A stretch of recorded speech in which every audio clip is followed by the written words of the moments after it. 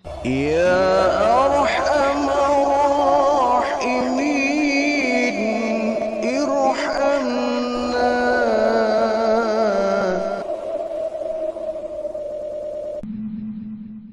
Man adnaba danban wa huwa yadhaku fa innallaha yudkhiluhu an-nar wa huwa yabki wa man ata'a wa huwa yabki fa innallaha yudkhiluhul jannata wa huwa yadhaku.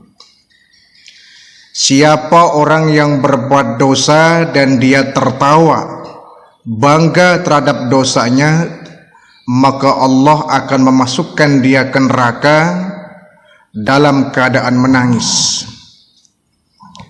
Sebaliknya, siapa yang taat kepada Allah dan dia menangis karena merasa malu dan takut kepadanya, maka Allah akan memasukkan dia ke dalam surga dalam keadaan tertawa bahagia.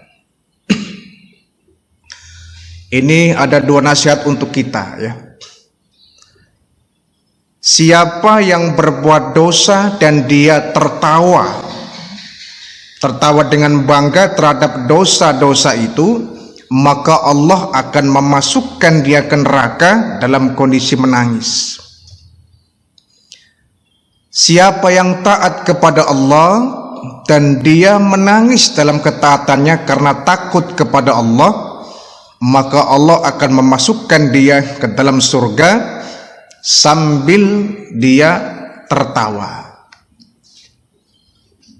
Ini kaitannya dengan tertawa dan menangis, ya. Jadi tertawa ini bagian daripada sifat manusiawi. Jangankan kita manusia biasa, baginda Rasul pun itu bisa tertawa, ya. Hanya saja tertawanya baginda Nabi ya tentu berbeda dengan tertawanya kita. Rasulullah tertawa, tetapi tertawanya tidak model kita, ya. Kalau kita tertawanya nggak mengenal tempat, tidak mengenal tempat, tidak mengenal waktu, tidak mengenal momentum. Kapanpun kita yang merasa ada sesuatu yang lucu, kita tertawa. Kemudian tertawa kita jauh dengan apa yang dicontohkan oleh baginda Nabi. Nabi itu kalau tertawa tidak pernah bersuara, ya. Tidak seperti kita sampai terbahak-bahak, sampai mengeluarkan, mohon maaf ya, liur, mengeluarkan suara yang orang terganggu, bahkan sampai kita memegang-megang perut, ya. Suara kita terlepas itu. Lepas bebas kalau kita ketika tertawa suaranya. Tapi baginda Rasulullah itu kalau tertawa paling banter beliau terlihat giginya saja. Jadi ketika para sahabat melihat Nabi senyum lebar kemudian giginya kelihatan, itu paling top itu Nabi. Nggak pernah Nabi itu tertawa sambil memegang perut, ya, sambil ngakak, ya, sambil mulutnya mengangah, itu belum pernah. Nah kita kadang-kadang kalau tertawa ini nggak mengenal batas, ya. Apalagi kalau melihat sesuatu yang lucu, kita tertawa lepas itu. Etika nggak kita perhatikan, kadang di depan orang banyak pun kita tertawa lepas, ya. Suaranya pun kita lepaskan. Ya memang secara psikologi konon katanya tertawa ini bisa mengurangi beban hidup katanya, ya. Dengan tertawa orang bisa terkurangi beban hidupnya yang semula dia berat, mengalami kondisi di mana dia berpikir keras, ya, berat dalam hidup, maka dia akan terkurangi dengan banyak tertawa. Dan tertawa itu memang menyehatkan, ya. Kita kalau sedang sakit kemudian dihibur oleh teman-teman kita, kemudian kita tertawa, itu menjadi sebuah sugesti, ya, bahwa kita insya Allah akan sembuh. Makanya kalau kita sedang menjenguk teman kita, membesuk teman kita sedang sakit, hibur dia agar dia tertawa, agar dia bisa bahagia, dan itu bisa menjadi obat mereka untuk segera sembuh. Jangan kita menjenguk orang sakit justru cerita yang sedih-sedih yang membuat teman kita sedang sakit justru menangis itu. Dan itu akan semakin membebani pikirannya dan memungkinkan akan semakin lama masa kesembuhannya. Tapi kalau kita menengok saudara kita sedang sakit, kita hibur dia sampai dia tertawa, itu insya Allah akan menjadi obat tersendiri agar dia menjadi sehat kembali. Pun menangis ini juga termasuk tabiat dari kita manusia. Kita terkadang jangankan sedih, gembira pun kita kadang bisa menangis. Orang sedih iya pasti menangis ya. Tapi terkadang ada orang yang saking gembiranya pun dia sampai menangis. Tapi memang ini tabiat dari kita manusiawi ya. Tertawa, menangis itu sudah lumrah ya. Salah satu hal-hal yang sifatnya manusiawi dalam diri kita, pasti kita akan mengalami dua hal semacam itu, tertawa maupun menangis. Akan tetapi kita harus menempatkan kapan kita tertawa, kapan kita menangis. Jangan sampai kita salah pasang. Yang mestinya kita menangis kita tertawa, yang mestinya kita tertawa justru kita menangis. Ini yang salah dan ini bahaya ya. Kita harus bisa menempatkan kapan situasi kita mesti menangis, kapan situasi kita boleh untuk tertawa. Man adnaba dzanban wa huwa yadhaku, siapa orangnya yang berbuat dosa dan dia sambil tertawa. Nah ini salah pasang ini ya. Ini salah tempat. Siapa yang berbuat dosa sambil tertawa, maka fa innallaha yudkhiluhun nar wa huwa yabki, maka Allah akan memasukkan dia ke dalam neraka dalam kondisi menangis. Hati-hati ya. Ketika kita berbuat dosa kepada Allah, itu kan suatu kesalahan ya, sesuatu kesalahan. Mestinya ketika orang berbuat dosa kepada Allah, dia menyesali, menangis, meratapi dosa yang telah dia lakukan. Maka ketika kita berbuat dosa dan bertaubat, itu syaratnya ada dua ya. Pertama, dia menyesali bahwa dia telah berbuat semacam itu. Yang kedua, dia juga berjanji untuk meninggalkan perbuatan dosa yang telah ia lakukan. Artinya kalau kita berbuat dosa, kita harus menyesal ya. Kita harus menyesali terhadap perbuatan dosa yang telah kita lakukan. Jangan sampai kita berbuat dosa kemudian kita tertawa bangga. Sudah kita bersalah kepada Allah, kita lakukannya dengan cara tertawa. Itu kan sama dengan mentertawakan Allah Subhanahu wa ta'ala. Yang kedua, kita harus berjanji untuk menjauhi perbuatan dosa yang telah kita lakukan. Jangan sampai kita bertaubat ya. Kita bertobat kepada Allah, menyesali perbuatan kita, tapi kita masih melakukannya di esok hari. Besoknya melakukan lagi, taubat lagi, melakukan lagi, taubat lagi, berbuat dosa lagi, diulangi lagi, bertobat lagi. Yang seperti namanya sama dengan kita ngeledek Allah ya. Allah Maha Pengampun. Berapapun dosa yang kita lakukan Allah ampuni. Allah itu bukan pendendam. Allah tidak akan dendam kepada kita. Biarpun dosa kita sampai membumbung ke langit, kalau kita bertaubat, Allah buka selebar-lebarnya itu pintu maafnya, pintu taubatnya Allah buka. Nggak model kita. Kalau kita biasanya ada orang berbuat dosa, apalagi berbuat salah yang membuat kita sakit hati, lama kita memaafkannya. Dia sudah minta maaf, nggak sekali itu kita maafkan itu ya. Padahal dia sudah minta maaf, cuma dia terus ya, karena masih sakit hati, dia nggak langsung memaafkan ya. Kadang-kadang sampai bertahun-tahun, dari generasi ke generasi, lintas generasi kadang-kadang. berbuat dosa lintas generasi tidak langsung segera klarifikasi. Allah tidak. Betapapun dosa kita begitu banyak, maksiat kita begitu parah, ya, dosa yang kita lakukan begitu bertumpuk, tapi kalau kita memohon ampun kepada Allah, Allah pasti ampuni dosa kita. Maka kita menyesali apa yang kita berbuat dan kita berusaha untuk tidak melakukannya di esok hari, tidak mengulangi kembali di hari yang akan datang. Kalau kita mengulangi kembali, ya artinya taubat kita masih isapan jempol, ya, masih di bibir. Maka kita berusaha, ya, berusaha semaksimal mungkin, berusaha sebisa mungkin agar dosa yang pernah kita perbuat, paling tidak kita meminimalisir, ya, kemungkinannya hal itu akan terulang kembali. Tapi jangan pernah kita berbuat dosa sambil tertawa. Ini yang parah, ya. Sudahlah dia berbuat dosa, bersalah kepada Allah, melakukannya dengan tertawa. Ini kan kebangetan namanya. Orang kita berbuat dosa kemudian sambil menangis pun tetap kita berbuat dosa. Atau kita berbuat dosa dengan tidak tertawa pun, kalau kita nggak minta ampun kepada Allah, ya Allah nggak bakal mengampuni.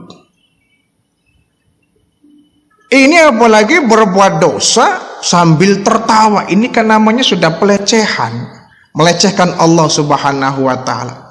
Ya, jangankan Allah, ya, kita pun mungkin sama. Kita mungkin sama kalau kita sedang, misalkan, ya, kita sedang naik sepeda, itu, lagi santai-santai naik sepeda, tiba-tiba teman kita bercanda kelewatan. Kita sedang naik sepeda, didorongnya kita sampai kita jatuh dari sepeda, kaki kita terluka. Lah teman kita bukannya minta maaf, menyesali, malah tertawa, mentertawakan kita. Apa kita nggak jengkel? Apa kita nggak marah itu? Sudahlah melakukan dosa, salah, bukannya segera minta maaf, menyesali, malah mentertawakan kita yang sedang jatuh. Nah, kira-kira kita marah apa senyum? Pasti marah. Kurang ajar, ya. Kita sudah dilukai, sudah dizolimi, bukannya dia minta maaf, malah mentertawakan kita. Pun demikian Allah Subhanahu wa ta'ala. Sudahlah kita berbuat dosa dengan Allah, kita melakukannya dengan tertawa. Maka kata Allah, orang seperti ini dia sama saja dia sedang melecehkan Allah Subhanahu wa ta'ala. Wahwa mukim, dia itu sedang meledek Allah, kata Nabi itu. Fa innallaha, sesungguhnya Allah, yudkhiluhun nar wa huwa yabki, akan memasukkan orang yang demikian, orang yang berbuat dosa sambil tertawa, kelak dia akan masuk neraka, akan berbalik sambil menangis. Naudzubillah min dzalik. Dia akan diperlihatkan oleh Allah, nih video kamu waktu di dunia, kau berbuat dosa sambil tertawa, sekarang rasakan kau masuk ke neraka sambil menangis, menyesali perbuatannya ketika dunia ini. Jadi betapapun dosa kita, memang tabiat kita ini nggak bakal, ya, bisa menjauhi dari perbuatan salah dan dosa. Tabiat kita itu senantiasa berpotensi untuk berbuat salah dan berbuat dosa. Itu watak daripada manusia. Allah pun tahu. Makanya Allah Maha Penerima Taubat, karena manusia sebagai hambanya itu selalu bergelimang dengan dosa. Tidak akan pernah sanggup mereka, ya, manusia ini, untuk menghindari dari dosa. Maka Allah Maha Pengampun. Allah nggak egois. Allah nggak pendendam. Allah nggak bakal mengungkit, ya, semua dosa yang kita lakukan, betapapun besarnya, kalau kita bertobat kepada Allah, Allah akan mengampuni dosa kita.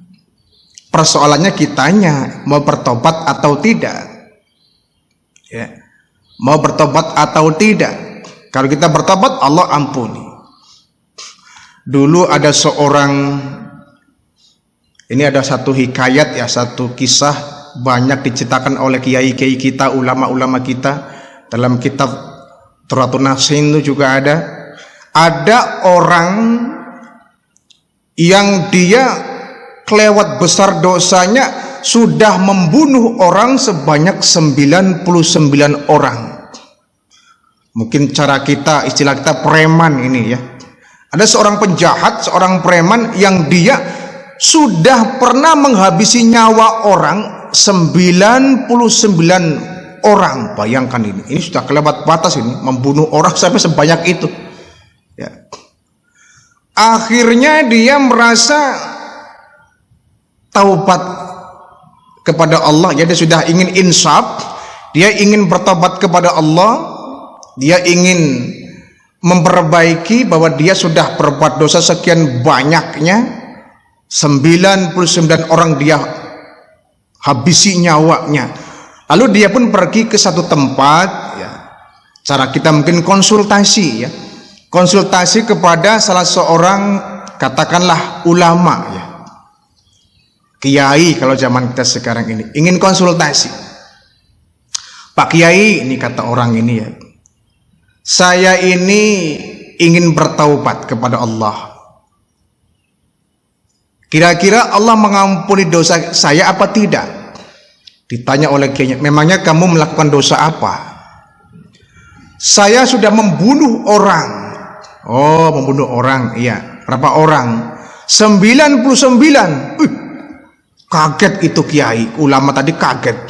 Kamu menghabisi nyawa orang sampai segitu banyaknya? Iya. 99? Iya. Waduh, kamu kelewat parah. Lalu bagaimana kayak kamu nggak bakal diampuni oleh Allah? Kamu sudah kelewatan tuh, keterlaluan kamu tuh, membunuh orang nggak tanggung-tanggung segitu banyaknya. Percuma, kamu nggak bakal diampuni oleh Allah. Dosamu kelewat banyak. Ini namanya preman, digituin, dijatuhkan, bukannya dia mendapatkan jawaban yang enak, malah dia dilecehkan. Dia marah itu preman tadi, mencabut pedang. Akhirnya orang yang tadi, sang kiai tadi, dibunuhnya juga dengan ujung pedangnya, sehingga genaplah 100 orang yang dia bunuh. Setelah membunuh, dia ingin mencari lagi itu ya, mencari seorang ulama yang bisa memberikan jawaban yang menyejukkan. Makanya hati-hati ya, seorang mubalik pun, seorang ulama pun, kalau dia tidak bisa memberikan pencerahan yang baik kepada umat, umat marah. Yang dibutuhkan umat itu pengayoman ya, bimbingan dari para ulama kita. Kalau mereka juga kemudian dibikin gusar dengan ulama yang ada, ulama yang ada di sekitarnya bukan memberikan solusi, malah dia memberikan masalah-masalah yang baru ya, mengadu domba umat sehingga umat pun marah. Yang seperti ini ulama jahat. Dia memutarbalikkan fakta, menyalahgunakan hadis untuk kepentingan pribadi sehingga ada orang yang dirugikan. Ini ulama jahat. Yang seperti ini ulama yang harus kita jauhi ya. Meskipun titelnya ulama, nggak semua ulama itu baik. Ada ulama yang dia ulama dunia ya. Ulama dunia ini ulama yang hanya mementingkan kepentingan dunia saja. Dia mengorbankan orang lain. Dia menjadikan hadis-hadis Al-Quran, dalil-dalil sebagai senjata untuk menghancurkan orang.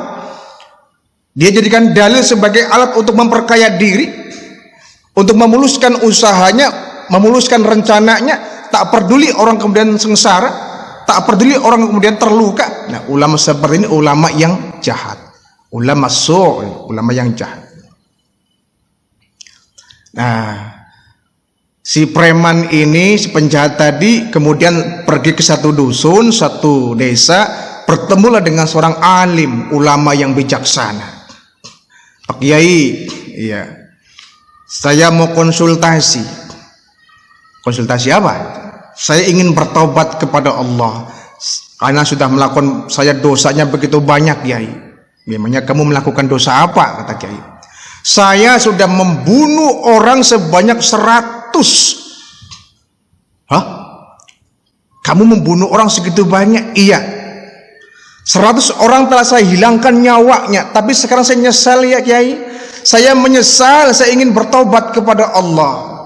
Kira-kira taubat saya diterima atau tidak menurut Kiai? Apa jawaban sang Kiai tadi? Mas, walaupun dosa Anda segitu banyaknya, ya, jangankan Anda membunuh 100 orang, 1000 orang pun Anda bunuh umpama, tapi Anda niat tulus ingin memperbaiki diri dan bertaubat kepada Allah, taubat sebenar-benarnya taubat, insya Allah taubat Anda diterima oleh Allah Subhanahu wa Ta'ala. Benar Kiai? Benar. Allah Maha Penerima taubat.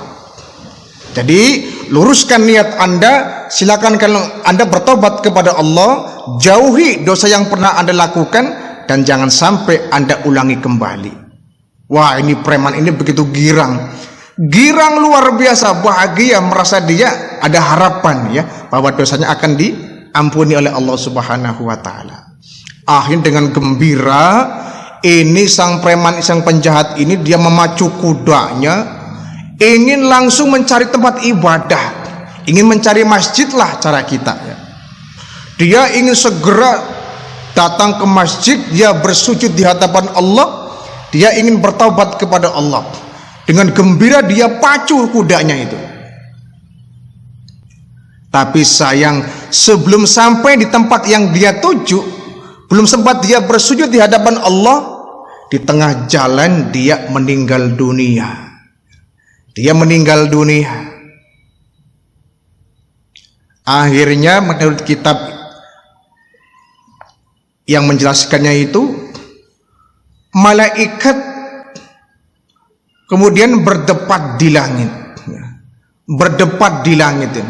Apa debatnya? Ada malaikat yang mengatakan dia adalah penghuni neraka. Kenapa? Dosanya sudah kelewat banyak, 100 orang dia bunuh.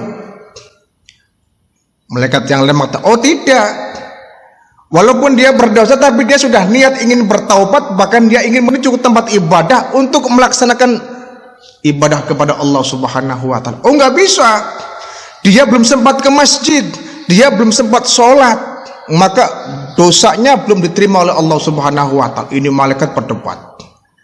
Malaikat berdebat, akhirnya mereka memutuskan satu kesimpulan. Kalau begitu kita ukur saja. Kita ukur saja ini. Mana jarak yang paling dekat? Kalau dia masih jauh jaraknya dari masjid, maka dia belum melaksanakan taubat yang sesungguhnya, dia belum beribadah, dia masuk neraka. Tapi kalau diukur jarak dia dengan masjid semakin dekat, maka dia berhak untuk masuk surga. Kenapa? Dia sudah niat ingin bertobat kepada Allah. Ketika diukur ternyata memang posisi dia jauh lebih dekatnya ke masjid daripada dekatnya dengan rumah sang ulama tadi. Maka kesimpulannya, karena dia meninggalnya sudah mendekati masjid, maka dia dosanya diampuni oleh Allah Subhanahu wa Ta'ala. Ini satu gambaran ya, bahwa Allah Maha Pengampun terhadap dosa-dosa kita. Sebesar apapun dosa yang kita lakukan, Allah ampuni dosa kita, asalkan jangan sambil tertawa. Ini sudah kebangetan ya. Sudahlah dia berbuat dosa kepada Allah, dia lakukannya dengan tertawa. Ini sudah luar biasa. Mungkin malaikat pun geram ya. Raqib Atid ini mungkin ini orang keterlaluan sekali ini. Apalagi sudah begitu dia meninggal dunia. Wah, ini malaikat mungkin gemes nih, orang sudah berbuat dosa tertawa lagi. Maka dia, kata ulama ini, hukama mengatakan bahwa dia akan masuk ke neraka sambil menangis. Naudzubillah min dzalik. Sebaliknya, man ata'a wa huwa yabki, siapa yang dia melakukan ketaatan kepada Allah sambil menangis, fa innallaha yudkhiluhul jannata wa huwa yadhak, maka dia akan masuk ke surga sambil tertawa. Ini sebaliknya ini.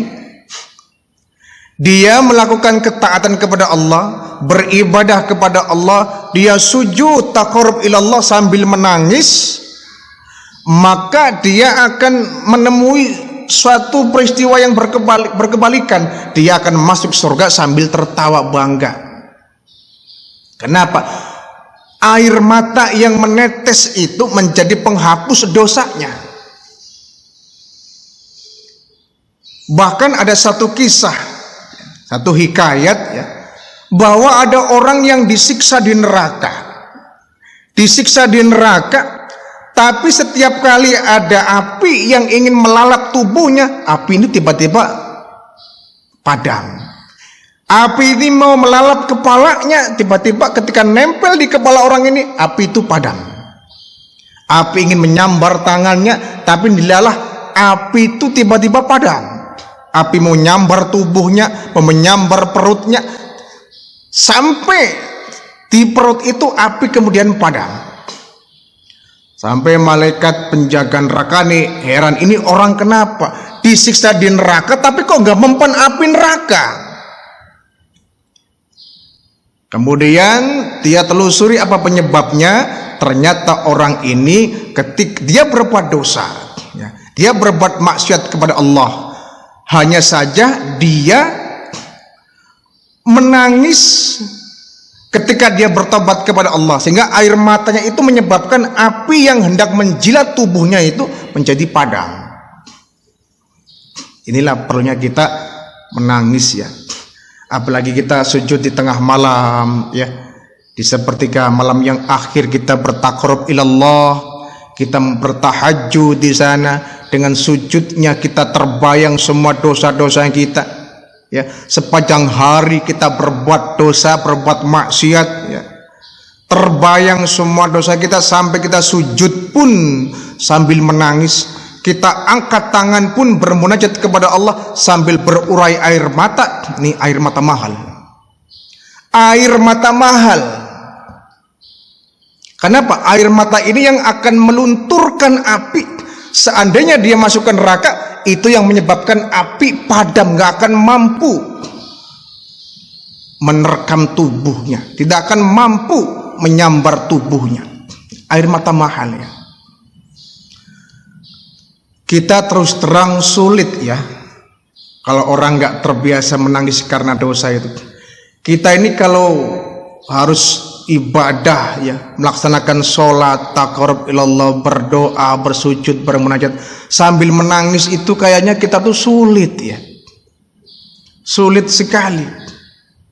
Giliran kita mendapatkan musibah kita menangis, tapi ketika sedang sujud di hadapan Allah, rasanya air mata ini susah untuk keluar. Makanya tadi bilang air mata mahal. Air mata mahal itu, air matanya yang menyebabkan dia kemudian diberikan anugerah oleh Allah Subhanahu wa taala. Dengan dia berbuat taat kepada Allah, menangis, dia masuk ke surga sambil tertawa. Kita bisa sholat dengan khusyuk saja itu sudah bagus ya. Kita bisa melaksanakan ibadah dengan khusyuk, konsentrasi saja sudah bagus. Itu pun sulit. Sulit kita kalau harus 100% kita melaksanakan sholat dengan khusyuk, itu sangat teramat berat kita. Karena apa? Memori kita banyak bercampur dengan urusan dunia. Itu memang wajar, manusiawi ya. Sayyidina Ali pun pernah kok ditas oleh baginda Nabi, wahai Ali, ya Rasul, kau ingin hadiah? Ingin ya Rasul, hadiah apa? Nih sorban. Boleh ya Rasul, tapi syaratnya apa? Silakan saya tantangkan, lakukan sholat 2 rakaat ya, dengan khusyuk. Bisa enggak? Bisa ya Rasul. Dengan sangat percaya diri ini Imam Ali ini langsung dia melaksanakan sholat 2 rakaat. Awas dia khusyuk, konsentrasi penuh, pusatkan pikiran kepada Allah, konsentrasi penuh. Tapi di ujung sholat ini mulai gangguan datang. Gangguan datang. Dia mulai goncang pikirannya. Nanti ketika saya selesai sholat, Nabi menawarkan sorban kuning, sorban merah atau sorban hijau, saya pilih yang hijau aja. Sedang sholat belum salam sudah terfikir-fikiran itu tuh, sehingga Nabi coba nih mengetes. Nabi mengetes ketika dia belum salam, hampir fil alamina innaka hamidum majid, hampir dia salam, Nabi bilang, ya Ali, sorbamu kau pilih yang mana, yang hijau apa yang merah? Imam Ali langsung menjawab, belum salam itu, yang hijau ya Rasul. Refleks bilang, ya Rasul yang hijau. Kata Nabi, nah kalau begitu kamu sholatnya nggak khusyuk li. Kenapa? Saya tahu kau tadi di ujung sholat memikirkan kan, kalau kau dikasih sorban pilih hijau atau yang merah, kau akan pilih yang hijau. Saya tahu. Imam Ali, sahabat Nabi yang paling dekat itu,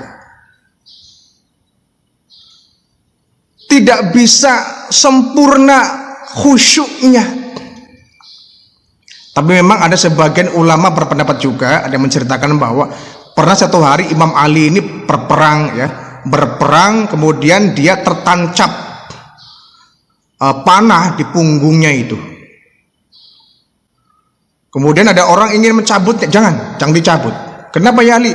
Nanti dicabutnya jangan sekarang, saat saya sedang sholat. Silakan kau cabut panah yang menancap di punggungku.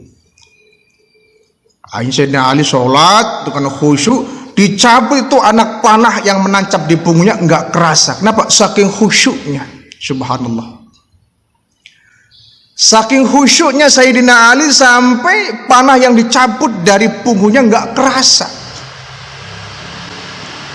Kalau kita menjangankan panah menancap di punggung dicabut nggak kerasa, nyamuk saja, nyamuk hinggap di tangan kita kerasa kita.